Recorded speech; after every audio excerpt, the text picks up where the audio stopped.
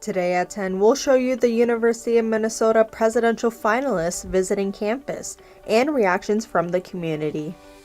And next, I'm standing right outside of the Rarig Center on the West Bank campus at the U. And what you might not know is there's a lot of really cool, exciting stuff going on inside. So coming up, I'll show you what's worth checking out this semester.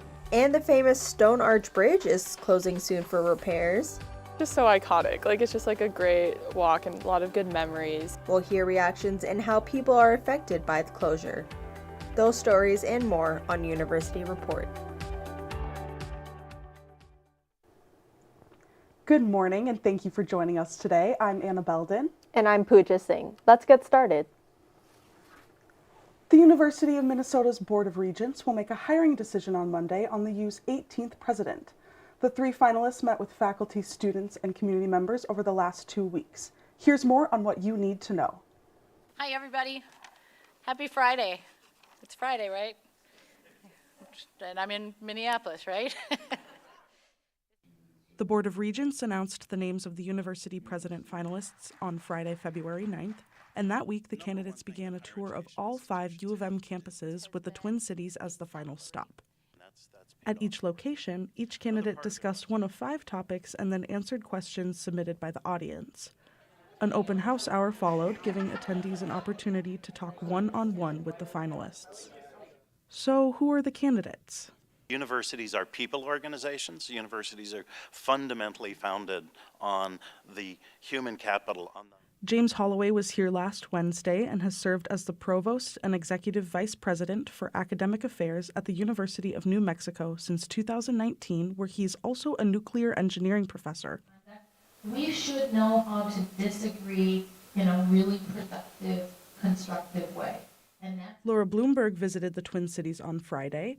She has served as the president of Cleveland State University since 2022. Before Cleveland, Bloomberg was the dean of the Humphrey School of Public Affairs here. And an essential role of public higher education, specifically public higher education, is to provide access and opportunity for all students.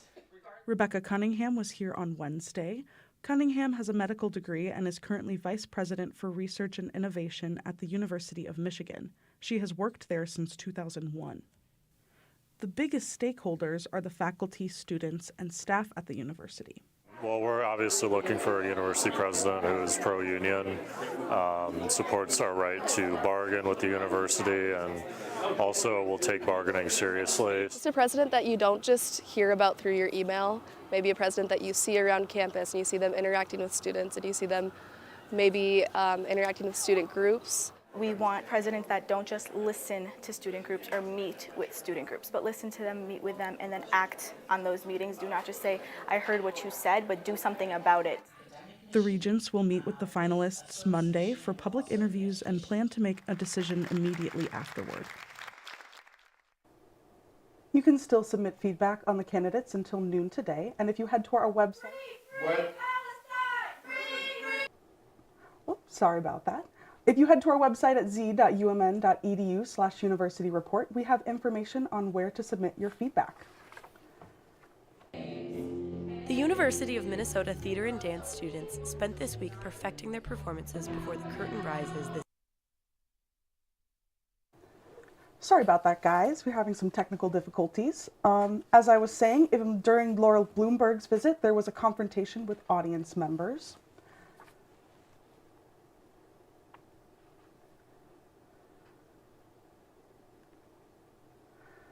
Sorry about that, guys. Just give us a moment here. Just having some technical difficulties.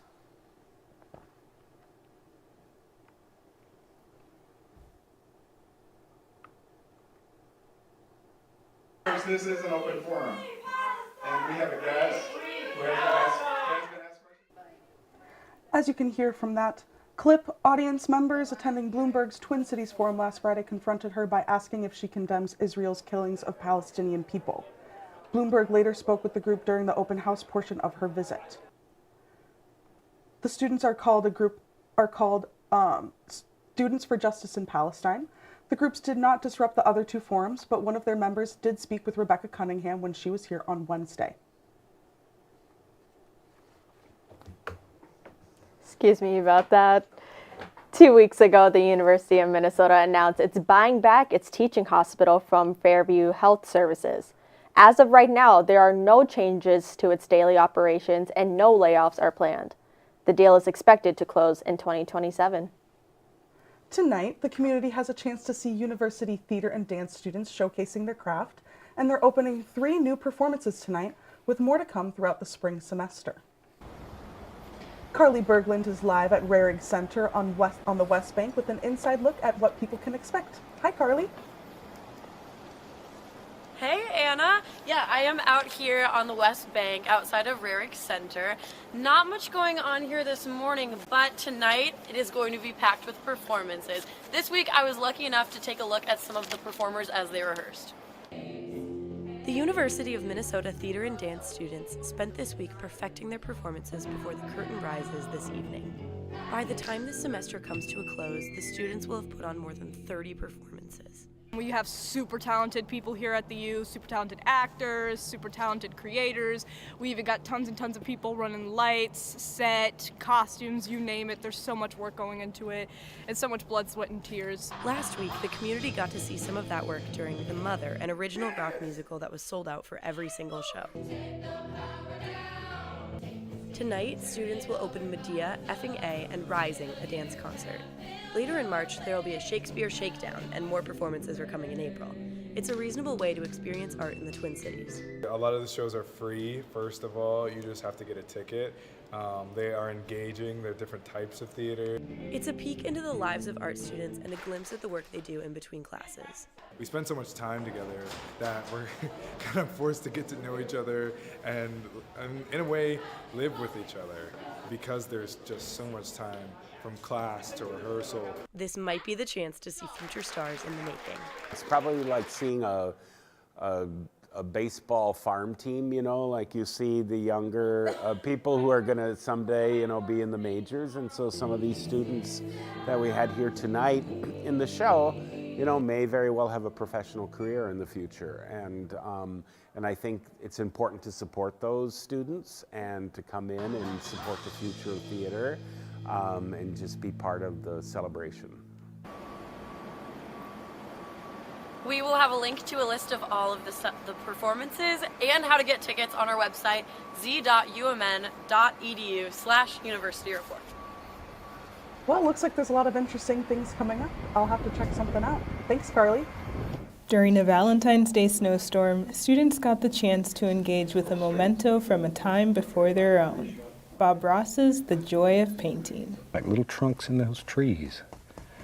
There, that easy. Most students weren't around when the show first aired in the 80s, so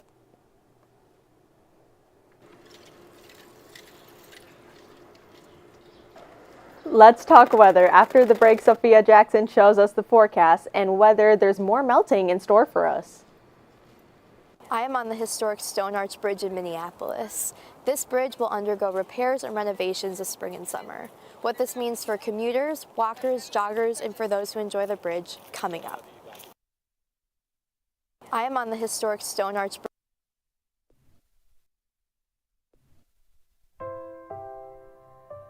Because it was there.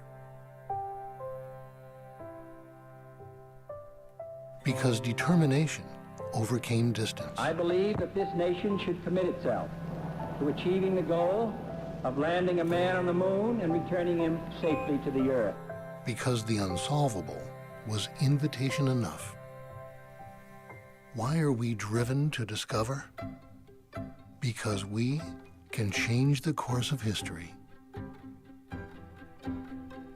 Because tomorrow's visionaries need focus today. At the University of Minnesota, with each student comes an opportunity to set their sights higher and to show them the way, so our graduates can shape the future and fulfill the dreams they haven't yet dreamt. Because renewable energy can sustain us all. Our students envision the sun powering homes on every block, wind-blown ideas launching entirely new economies, and fertile soils fueling cars and people alike, protecting the harmony between humanity and nature. Because self-expression can move 1,000 souls. Be it a song or a dance, a canvas or a poem, the arts are vital to the U of M experience, as are self-discovery and moments of sheer amazement. Because cancer can be conquered by targeting medicines, customizing treatments, and transplanting stem cells, incurable cancers can become survivable. Terminal can be redefined as treatable, and optimism can spread once again. Because human rights need champions. From classrooms in Minnesota to courtrooms in Uganda, assembling a collective voice for change allows dignity to return and extends human rights across the globe. Because clean water ensures quality of life. It's essential to the health of all nations, so we're studying models and molecules. We are committed to making clean water flow freely, from the headwaters of the Mississippi to the slums of Mumbai. We share the belief that anything is possible, because at the University of Minnesota, discoveries unfold, breakthroughs happen, and history is forever changed.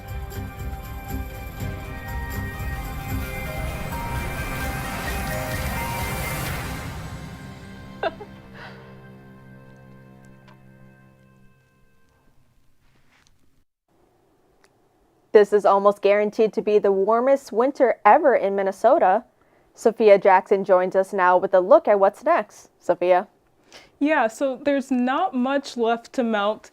After warmer temps and abundant sunshine got rid of most of the snow and ice around campus this week. So is that it for winter? Yeah, we'll take a look at the next 5 days. The stretch of warmer temps and sunshine we've had so far will continue into the weekend and into next week with highs in the mid to high 40s. Monday, we've got mostly sunny skies and we're set to be well into the 50s with a high of 57, and we might even hit 60. Expect some breeziness as the next few days will have 10 to 15 mile-per-hour winds. So for those of you who are looking to get outside and enjoy the milder weather, it's really shaping up to be a great weekend to do so. Looking forward to it. Thanks, Sophia. With the warmer weather the Metro has been experiencing, a lot of people have been out and about taking advantage of the nice temperatures. This is apparent on the popular Stone Arch Bridge, a monument in Minneapolis for many people. I come to the Stone Arch Bridge basically every day to walk my golden retriever Cashew. It's a nice place. It's a nice walk. I also really love to run, so this was always just like a beautiful run to be able to go to and just like de-stress and relax and like enjoy the nature. The bridge is known for its views and location. I think the length is perfect. It's not too long, it's not too short. You really get to enjoy everything. I love the skyline view. I mean, this is gorgeous. I think it's like a good glimpse of the city just right outside, right across the river. Minnesota Department of Transportation announced the bridge will be renovated over the course of 2 years. It's been 30 years since the bridge's last renovation. So if they're doing something to improve it, then it doesn't really bother me. The renovation will replace stone and work on the mortar. Mortar is the material used to bind bricks and stones on bridges. The renovation is set to cost $26.2 million. The half of the bridge closest to downtown Minneapolis will be closed this spring and summer. The second half near the Marcy Holmes neighborhood will be closed the spring and summer of 2025. So you'll still be able to walk halfway across and then turn back. I think it's just so iconic. Like, it's just like a great walk and a lot of good memories. So I think I will still go. I usually like to take a stroll like across the whole thing, and I don't know. Yeah, it'll just look a little bit different then. Yeah, I'll definitely still come to the bridge, and if only half of it's going to be closed, then I'll definitely do the half and then walk the rest in the park. Minnesota Department of Transportation recommends that people use the 3rd Avenue Bridge that is located about half a mile behind me over here as an alternate form of transportation while the Stone Arch Bridge is closed and undergoes repairs and renovations. For University Report, Grace Henry. The closure of the Stone Arch Bridge will not affect the Stone Arch Bridge Festival. Nearly 30 years after his death, Bob Ross's legacy is still finding its way through college campuses. Coming up, we'll show you how students found joy in painting. When I heard that I could put a wig on and try to act like Bob Ross, I'm like, why not? And we'll take a look at highlights of last night's Gophers men's basketball game.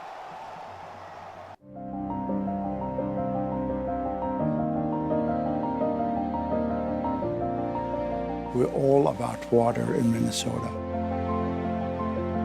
I've been here approaching 50 years. Originally, the biggest problem we had is the algae bloom from the sewage in the lake. And now we got the zebra mussels, and that's been a major negative. Zebra mussels are an aquatic invasive species. They impact the food webs within lakes, which impact fish populations, growth, occurrence, and especially in Minnesota, where so much of our recreation is lake-based, that impacts those local businesses, different tourism around the state.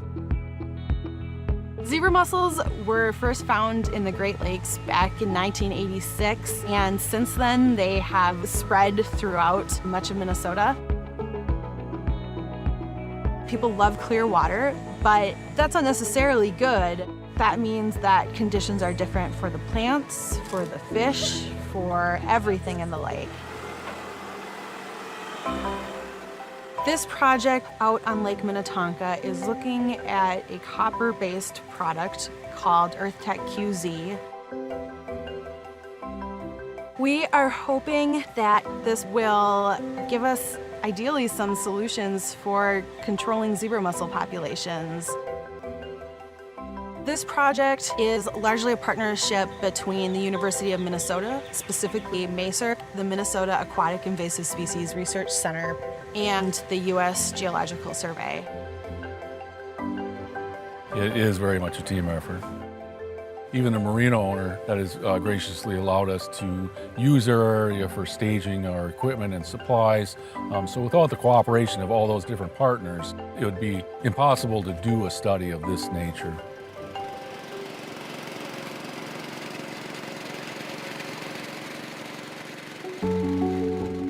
There are a lot of infrastructure and businesses existing relying on the lake.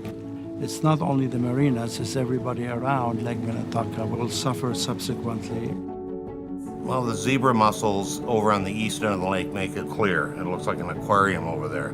So during the daytime, it's kind of tough to fish. Zebra mussels affect our boats by getting in the motors. They affect the beaches. They get on the rocks. People step on them, cut their feet. So it just makes it less desirable to use the lake. And as a business that's in a lake community, that affects us.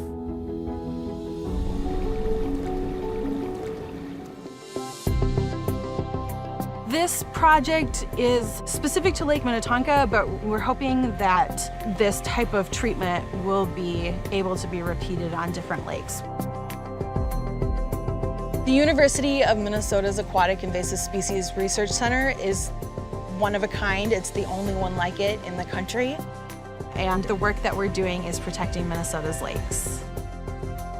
The University of Minnesota is absolutely essential in this matter. And it's a profoundly positive experience for us to be part of it.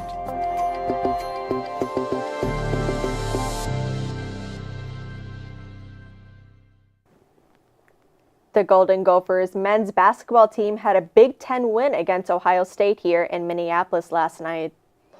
It was a very packed and vocal game as fans saw former Gopher Jamison Battle back in Williams Arena for the first time since his transfer to Ohio State. The Gophers held a constant lead against the Buckeyes thanks to Elijah Hawkins' new career high of 24 points and closed the night with an 88-79 win. The team is currently ranked 7th in the Big Ten Conference and will face away in Nebraska. This coming Monday, the university is hosting a job and internship fair at Huntington Bank Stadium and McNamara Alumni Center. More than 100 employers will be there, including Target, Wells Fargo, and Hennepin County. The event also offers free professional headshots for students or alumni. There will also be a virtual fair on Wednesday, and for more information about these events and registration, go to our website at z.umn.edu/universityreport. Since 2020, the University Honors Student Association has made a tradition of painting along with Bob Ross. Sophia Jackson takes us to Northrop Auditorium, where students found an atmosphere of tranquility. With spring break coming up here for students, I'll show you how some are choosing AI to plan their next vacation.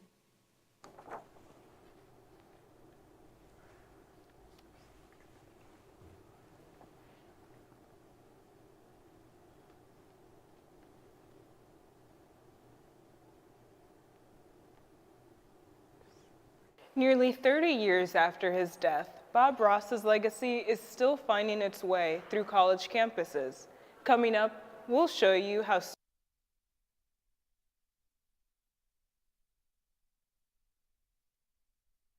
during a Valentine's Day snowstorm, students got the chance to engage with a moment. During a Valentine's Day snowstorm, students got the chance to engage with a memento from a time before their own. Bob Ross's The Joy of Painting. Like little trunks in those trees. There, and easy. Most students weren't around when the show first aired in the 80s, so why does he still appeal to Gen Z in 2024? I've never followed one of his tutorials before, but I find his videos like really relaxing. Like I've watched them just to like see what the end product of his paintings are. Other students considered how historical culture often becomes trendy again. We all kind of like things that we're not experiencing at the present moment, or things like you don't have now. You want to attain that. So I think maybe like when you're seeing the past and you're like, oh, that's so cool, like that's not what we have now, like let's kind of bring that back. Chances are you've experienced this very feeling before, and there's a word for it. In 2012, John Koenig coined the term anemoia in his Dictionary of Obscure Sorrows. It refers to nostalgia for a past you've never experienced. I took a European history class and I really fell in love with like old like European like art and architecture and like the Renaissance. So I feel like sometimes I like wish that I could like experience those same feelings that those people got to experience during that time. The paint-along helps some students connect to a time that just seems simpler. You start feeling older, you start feeling time is flying so fast that you're going into adulthood so fast that you want to reach out back to your nostalgic area, the stuff that reminds you of your childhood. Those nostalgic factors make me feel young, that I don't have to worry about being an adult sometimes. Whether you're in the midst of academic stress or a snowstorm, finding calmness isn't hard when you've got a paintbrush and a canvas. Sophia Jackson, University Report. If you weren't able to attend last week's event, join the Honor Students Association in April to paint succulents for Earth Week. Ahead, we'll show you a new exhibition in honor of Martin Luther King Jr. on campus. And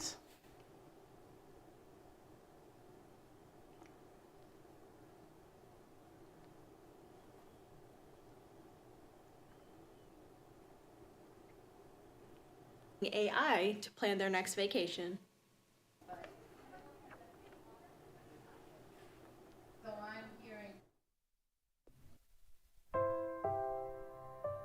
Because it was there. Because determination overcame distance. I believe that this nation should commit itself to achieving the goal of landing a man on the moon and returning him safely to the earth. Because the unsolvable was invitation enough. Why are we driven to discover? Because we can change the course of history. Because tomorrow's visionaries need focus today. At the University of Minnesota, with each student comes an opportunity to set their sights higher and to show them the way, so our graduates can shape the future and fulfill the dreams they haven't yet dreamt. Because renewable energy can sustain us all. Our students envision the sun powering homes on every block, wind-blown ideas launching entirely new economies, and fertile soils fueling cars and people alike, protecting the harmony between humanity and nature. Because self-expression can move 1,000 souls. Be it a song or a dance, a canvas or a poem, the arts are vital to the U of M experience, as are self-discovery and moments of sheer amazement. Because cancer can be conquered by targeting medicines, customizing treatments, and transplanting stem cells, incurable cancers can become survivable. Terminal can be redefined as treatable, and optimism can spread once again. Because human rights need champions. From classrooms in Minnesota to courtrooms in Uganda, assembling a collective voice for change allows dignity to return and extends human rights across the globe. Because clean water ensures quality of life. It's essential to the health of all nations, so we're studying models and molecules. We are committed to making clean water flow freely, from the headwaters of the Mississippi to the slums of Mumbai. We share the belief that anything is possible, because at the University of Minnesota, discoveries unfold, breakthroughs happen, and history is forever changed.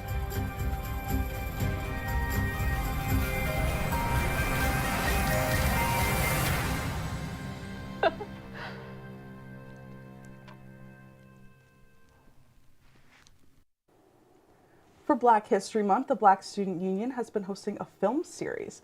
The last film screening is Dreamgirls, starring Jennifer Hudson and Beyoncé. You can watch the movie at the St. Paul Student Center Theater tonight at 7:30 p.m. And if you can't make it to that, you can also catch it tomorrow at the Coffin Memorial Union Theater, also at 7:30 p.m. Another event on campus is a new exhibition in honor of Martin Luther King Jr. The exhibition is called The Everlasting Legacy of MLK, presented by an organization called A Peace of Mind. The exhibition challenges students to answer the question, how is Reverend Dr. King's legacy crucial and relevant today? Some of those who've offered answers are shown in photos with their responses to the question.